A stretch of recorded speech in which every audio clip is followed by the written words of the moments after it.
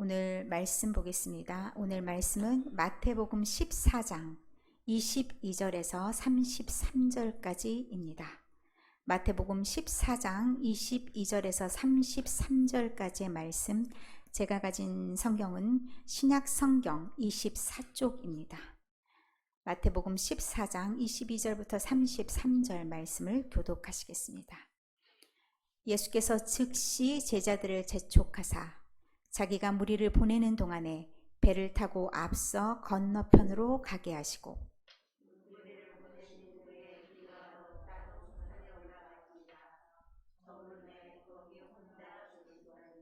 배가 이미 육지에서 술이나 떠나서 바람이 거스름으로 물결로 말미암아 고난을 당하더라.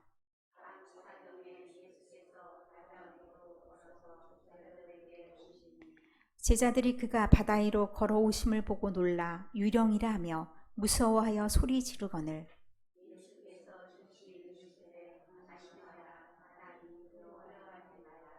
베드로가 대답하여 이르되 주여 만일 주님이시거든 나를 명하사 무리로 오라 하소서 하니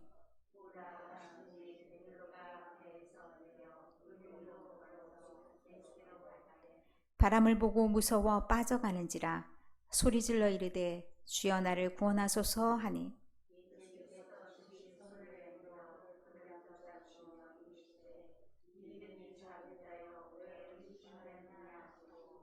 배에 함께 오름에 바람이 그치는지라.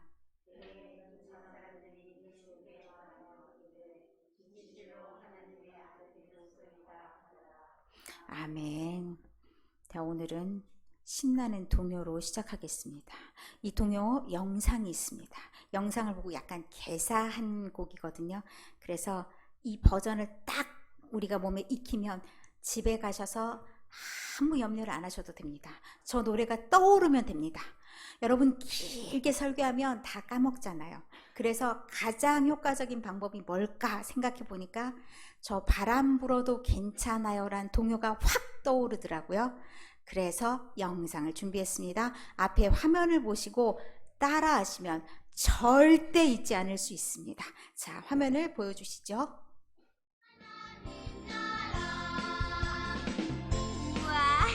우리 저것까지는 안 친구들 잘 따라하셔도 알고 됩니다. 있네요. 천국을 주신 하나님 감사합니다. 바람 불어도 괜찮아요. 괜찮아요. 괜찮아요. 파도 일어도 괜찮아요. 나는 괜찮아요. 바람을 만드신 하나님, 하늘을 만드신 하나님, 스친 내 안에 계시니까 나는 괜찮아요. 바람 불어도 괜찮아요. 괜찮아요. 괜찮아요. 파도 불어도 괜찮아요. 나는 괜찮아요. 바람을 만드신 하나님, 파도를 만드신 하나님, 주님 내 안에 계시니까 나는 괜찮아요. 나는 괜찮아요. 자, 노래를 딱 들었습니다. 뭐가 괜찮다고요? 바람이 불어도 괜찮아요. 왜요? 주님 내 안에 계시니까. 아멘. 이 가사가 할 일을 다 했어요. 자, 오늘 그러면서 이 가사를 집에 가서도 생각해 보시면 됩니다. 아, 바람이 불어도 괜찮아.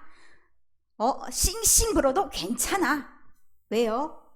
바다, 바람도 만드시고 파도도 만드신 그 하나님이 우리와 함께 하시니까 라는 가사를 기억하시면서 자, 오늘 말씀을 생각을 해보도록 하겠습니다.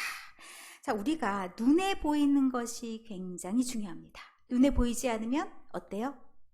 걱정과 염려가 생길 때도 많이 있습니다. 정서가 불안한 사람들이 그런 불안 장애가 있다고 해요.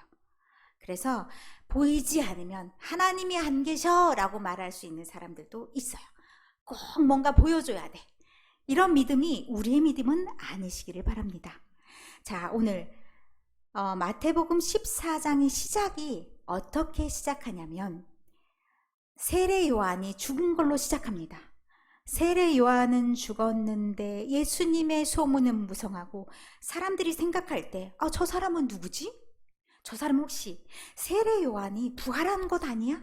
다시 살아난 거 아니야? 이런 의심을 가지고 있는 상황으로 시작을 하면서 과연 예수님은 누구신지에 대한 질문을 하게 합니다. 진짜 예수님이 누구신가? 라는 것을 두 이야기를 통해서 보여주십니다. 먼저 보여주신 이야기가 5,000명을 먹이신 이야기입니다. 그 5,000명이 누구냐? 그 남자만 그냥 힘을 좀 쓸 줄 아는 군대 갈 만한 남자들, 그런 남자만 쳐서 5,000명입니다. 그러면 그 남자 빼고 나머지 사람들이 훨씬 많을 겁니다. 자, 여러분이 교회를 한번 생각해 보십시오. 교회 남자가 많아요? 여자가 많아요? 여자가 많습니다. 특별히 우리 교회는 성비가 여자가 더 많습니다. 그럼 뭐예요? 그 집단에도 여자가 훨씬 많았을 수 있습니다. 그러면 5,000명이었겠어요? 최소한 2만 명, 3만 명 더 될 수도 있습니다. 옛날에는 아이들도 많이 낳았으니까 훨씬 더 많은 사람들을 먹였더라. 무엇으로? 오병이어. 물고기 2마리, 보리떡 5개 가지고 그 많은 사람들을 먹였는데 먹고도 남았더라 12강줄이. 이런 이야기가 여기가 먼저 시작이 됩니다. 우리가 떡을 나눠 먹는다 칩시다. 있는 떡을 나눠 먹을 수 있어요. 콩 한 조각도 나눠 먹는다고? 그러면 배부르진 않지만 마음은 따뜻해질 수 있는 그런 기적은 있을 수 있습니다. 그러나 배도 부르고 마음도 따뜻해지는 기적은 누구만 행할 수 있냐? 하나님만 가능하시다는 얘기입니다. 그러면 이 오병이어의 기적을 맛본 모든 사람들이 와, 우리 안에 아주 특별한 사람이 나타났어. 이 사람이랑 우리 평생 같이 했으면 좋겠다. 우리 대장님이었으면 좋겠어. 이런 마음 가졌게요? 안 가졌게요? 안 가진 사람이 이상한 거죠. 그 사람이 우리 맨날 우리가 따라다닐 테니까 밥도 주고 고기도 주고 이랬으면 좋겠다. 그러면 얼마나 우리가 편하게 살 수 있을까? 이런 생각을 다 하지요. 이런 생각은 누구나 다 할 수 있습니다. 그런데 그 다음에 오늘 우리가 읽은 본문은 누구만 등장합니까? 많은 무리가 등장하지 않습니다. 22절 시작부터가 아주 이상하게 즉시 예수님께서 후다닥 이 사람들을 어디로 보내십니까? 거기 좀 있으면 어때요?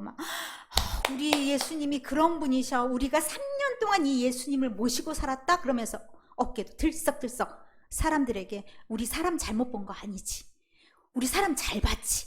우리가 쓸데없이 따라다닌 게 아니야. 이럴만 했었어. 이유가 있었어. 얼마나 의기양양합니까? 왜 이렇게 좀 자랑 좀 하고 있을 만한 상황에 예수님이 그 사람들 샥 다 끌고 너넨 가. 내가 뒷정리는 다 할게.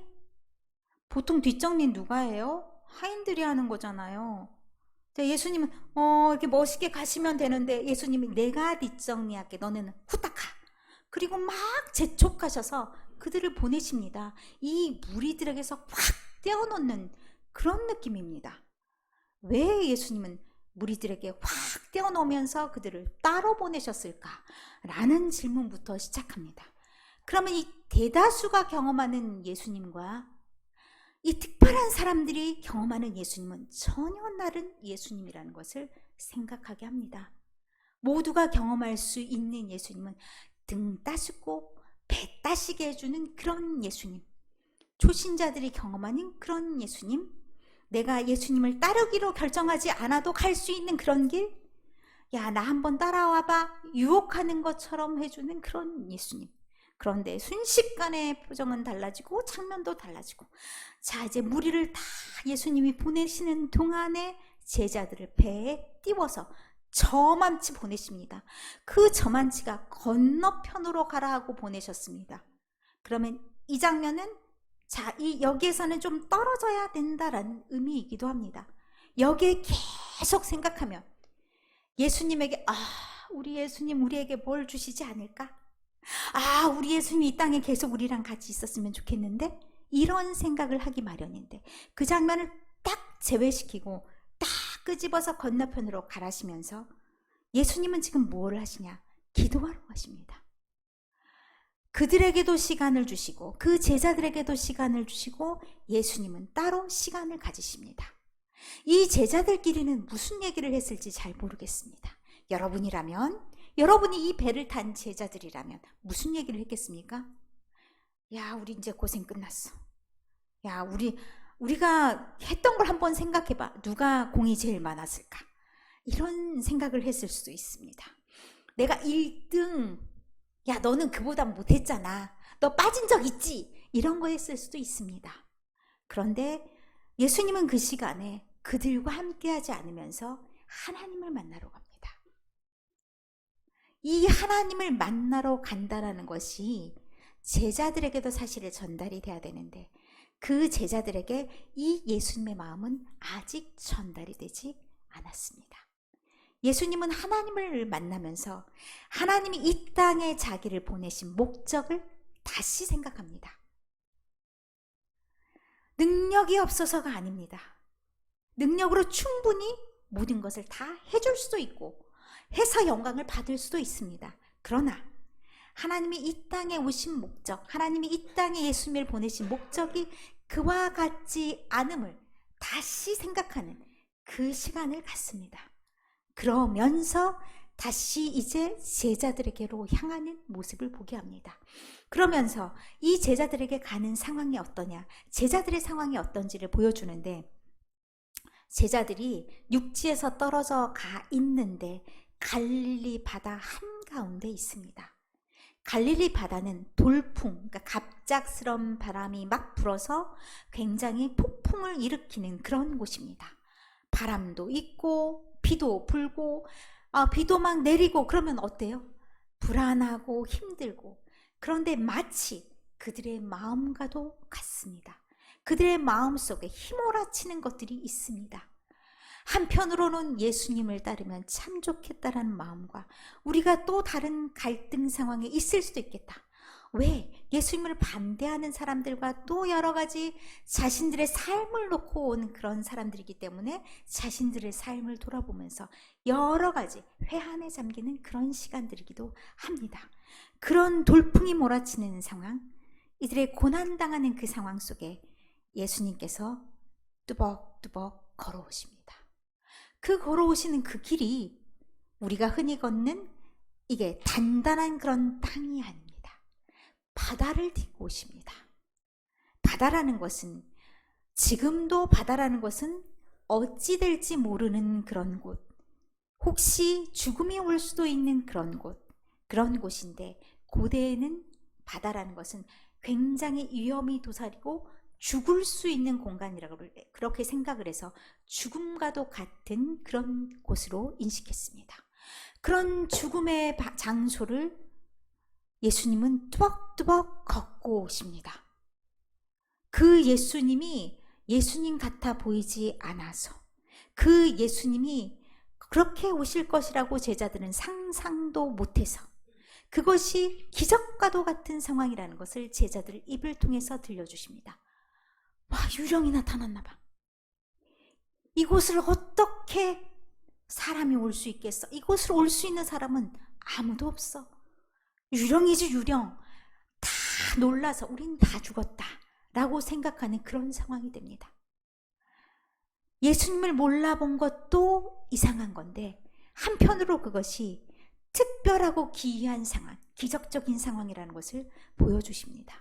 그렇게 뚜벅뚜벅 어둠을 뚫고 하나님이 다스리시는 그 공간 속에 예수님이 스스로가 하나님이심을 보이시면서 제자들에게 오십니다.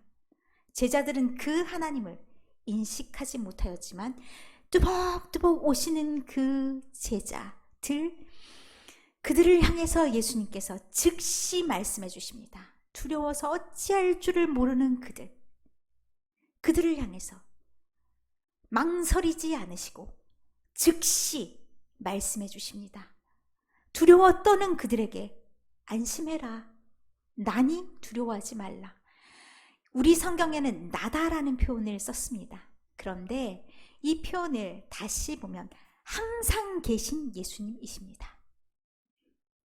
왜 잊었니? 그때 내가 기적을 베풀어서 너희가 그렇게 많은 사람들이 먹고도 남았던 그 예수님이 어디 갔냐고. 내가 잠깐 자리를 비웠다고 해서 없는 게 아닌데 그것을 잊었냐고. 내가 너희와 함께하는 것을 잊었냐고. 그렇게 말씀하고 계십니다. 나다. 바로 내가 여기에 있다. 그러니 두려워하지도 말고 놀라지도 말고 다시 용기를 내봐라. 그렇게 예수님께서 말씀하십니다. 그렇게 말씀하시는 것이 사실은 우리 삶 가운데도 늘 있는데, 우리는 그 대단한 기적을 경험하고도 그 은혜를 경험하고도 사실 돌아서면 까먹고, 마치 지금 어떤 상황인 거로 착각하냐면 바다가 출렁이는 그 상황에 나만 혼자 있고 우리 예수님은 나만 놔두고 어디 가셨나 라고 생각하는 그런 우리가 되기가 참 쉽습니다. 그럼 어떻게 합니까? 그때 우리가 무엇을 보냐면 그 베드로만한 믿음이 있으면 예수님을 보고서라도 어떻게 합니까? 나갑니다. 예수님, 나에게 오라고 명령해 주십시오. 내가 무리를 걷겠습니다 라고 말합니다. 왜? 예수님은 바다를 건너셨는데 베드로는 무리를 걷겠다라고 말씀할까요? 이 바다하고 물이라는 단어를 다르게 사용하셨습니다. 이 바다를 지칭하는 말은 어둠이기도 하고 죽음이기도 합니다. 그런데 이 물이라는 것은 세례 때 사용하는 그 물, 휘도르라는 단어인데 생수를 말합니다. 죽지 않는 그 물, 생명의 물, 그 물이라는 단어를 씀으로써 바다와는 전혀 다른 그 물을 나는 걷겠습니다 라고 말합니다. 왜 그게 가능합니까?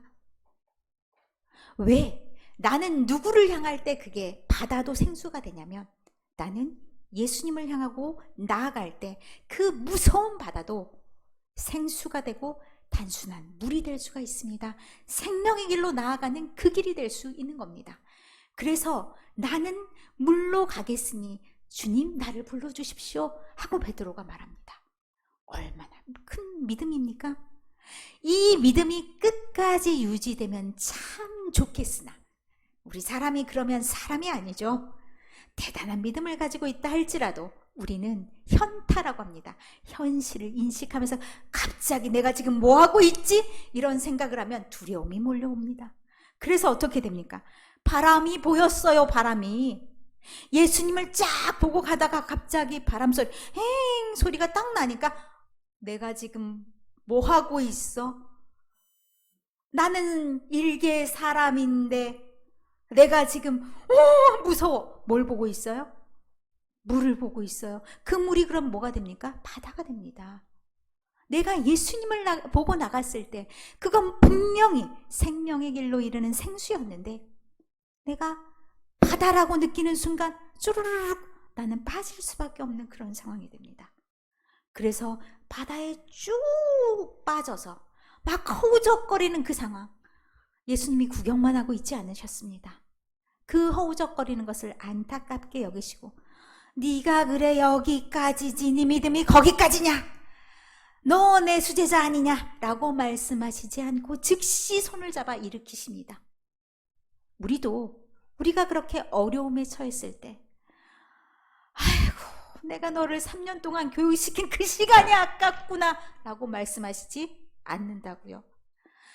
그때 먼저 잡아주시고 먼저 일으켜서 구원해 주시고 안타까운 마음은 조금 표현해 주셨습니다. 어떻게 표현하시냐? 믿음이 작은 자, 믿음이 작은 자여 왜 의심하였느냐라고 말합니다. 왜 의심하다는 말이 원래 직설적으로 말하면, 직접적인 말로 전달하면 두 가지 말을 들었다라는 말입니다. 어떤 두 가지 말을 들었을까요? 예수님이 오라 하신 말을 하나를 들었죠. 그리고 바람이 슉슉 몰아치는 그 소리도 들었습니다. 때때로 우리가 이 모든 것을 잊고 예수님께 나간다 하면서 뭐가 안 돼요? 이게 잠깐이에요. 막 대단한 믿음으로 나갈 것 같은데 갑자기 내가 지금 뭐하지? 이런 마음이 든다는 거예요. 그 소리가, 옆에서 들리는 그 소리가 나로 인해서 현실적이고 아주 사실적인 그런 상황 속으로 나를 몰아가요. 무슨 기적이 나한테 일어날 수가 있어. 나는 그저 그런 평범한 사람인데. 그러면서 뭐를 잊어요? 예수님이 보여주셨던 기적이 깡그리 다 사라져버려요. 없어져요. 그냥 샥! 그럼 어떻게 되는 거예요? 나는 바다를 걷고 있는 거예요. 우리의 상황이 예수님을 보고서 나갔을 때 분명히 생명의 길이었고 내가 생수 위를 걸어가는 살아가는 그 길이었는데 내가 그것을 잠깐 망각하는 순간에 쭈르륵 나는 죽어가요. 똑같은 그 길인데 똑같은 그 상황인데 나는 죽음의 그 상황이 되어버릴 때가 있어요.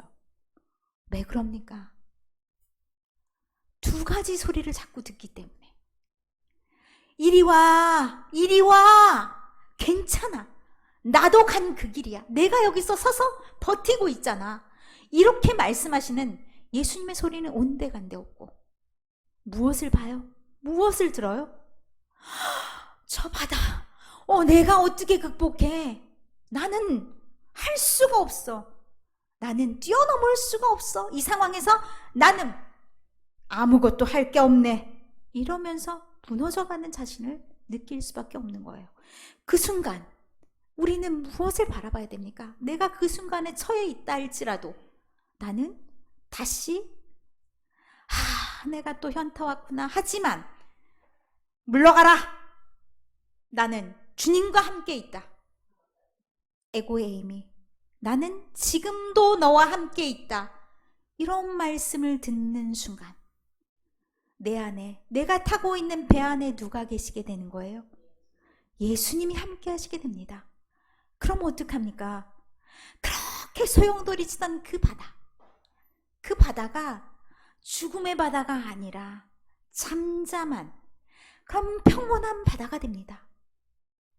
그러면 고기도 잡고 사람과 두런두런 교제도 할 수 있는 그곳이 되는 거고 살아갈 만한 그곳이 되는 겁니다.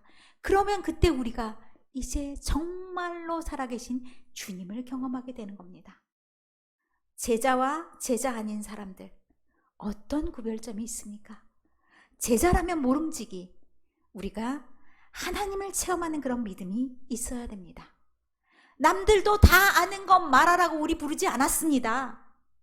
남들도 다 경험하는 거 경험하라고 우리를 부르지 않으셨습니다. 우리를 사명자로 특별한 사람들로 여기에 앉혀준 것은 우리가 일당백입니다. 그 2만 명, 3만 명이면 뭐합니까? 12제자를 통해서 세계 선교를 이루셨듯이 우리 앉아있는 이 조그만 사람들을 통해서 우리가 제자됨을 확인하는 순간 우리는 하나님의 기적을 이루는 사람들이 될 수 있습니다. 그 안에 우리 안에 무엇이 있어야 됩니까? 예수님이 함께 하실 때 바람이 불어도 괜찮습니다. 파도가 일어도 괜찮습니다. 주님 내 안에 계시니까 나는 괜찮습니다. 이 믿음을 가지시고 내가 어떤 상황에 있든지 풍랑이 있는 그 상황이라 할지라도 하나님 왜 나한테는 그 좋은 순간은 짧게 해주시고 또다시 파도 속으로 몰아넣으셨습니까? 라고 말하는 대신에 하나님 이 상황 속에서도 주님이 나와 함께 하시니 두려워하지 않고 가겠습니다.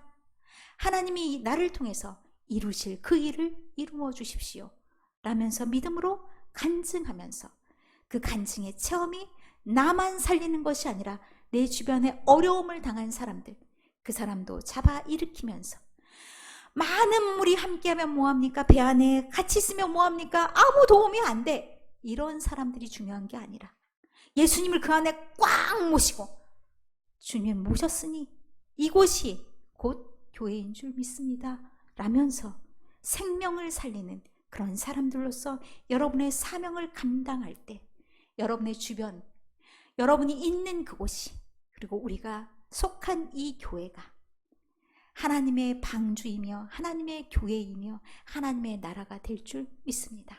오늘 여러분 안에 계신 그 예수님, 교회 문을 딱 박차고 나갔더니 그 예수님이 사라지시는 게 아닙니다. 어디서나 함께 하실 줄 믿고 여러분의 삶 속에서 그 예수님을 꼭 놓치지 마시고 어메 없어졌네 이것이 아닙니다. 바람이 불어도 있습니다. 파도가 일어도 있습니다. 주님 함께 하심을 믿고 여러분이 믿음으로 승리하시며 여러분의 삶 속에서 주님 주시고자 하는 평안과 안식과 은혜와 성령 충만한 삶을 누리시는 여러분 모두가 되시기를 간절히 소망합니다.